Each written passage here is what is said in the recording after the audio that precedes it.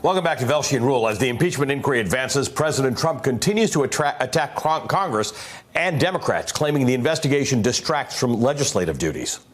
But in some cases, it is the president himself holding up legislation. Specifically, he has suggested he may veto a bill supporting pro-democracy protesters in Hong Kong in spite of near unanimous support across Congress. And Axios now reporting that a White House official asked for Republican Senator Lindsey Graham to help block a resolution recognizing the Armenian genocide.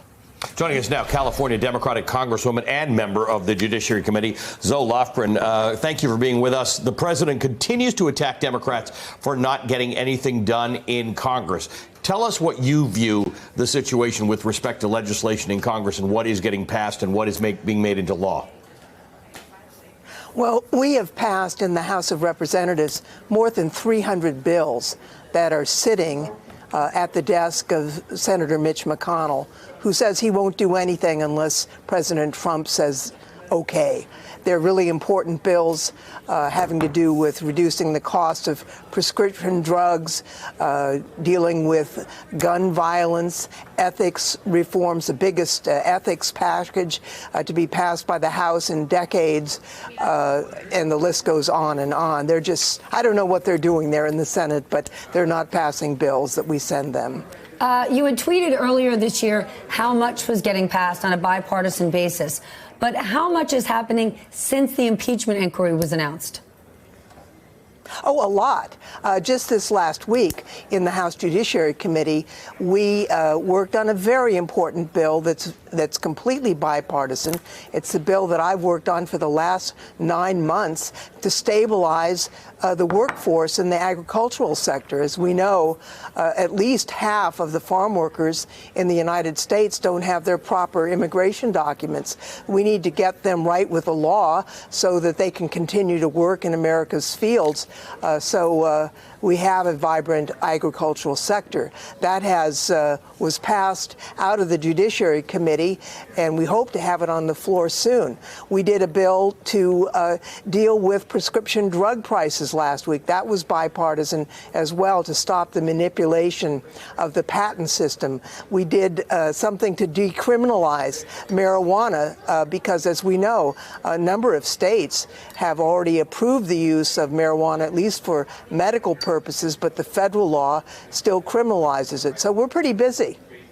Steve Bannon appeared on Fox News on Sunday, and he discussed how he thinks a majority of the nation's views on impeachment and Nancy Pelosi are what he thinks they're like. And I want to play what he said about the 31 districts that are vulnerable for Democrats. Please listen. And now they're put into a quandary. Those 31 are really where this impeachment, and I think it's Nancy Pelosi is risking now her speakership by continuing to press on and even trying to have an impeachment vote, which looked inevitable. What's your reaction to that? Nancy Pelosi is fulfilling her oath of office. We all took it when we were sworn into the Congress to uphold the Constitution.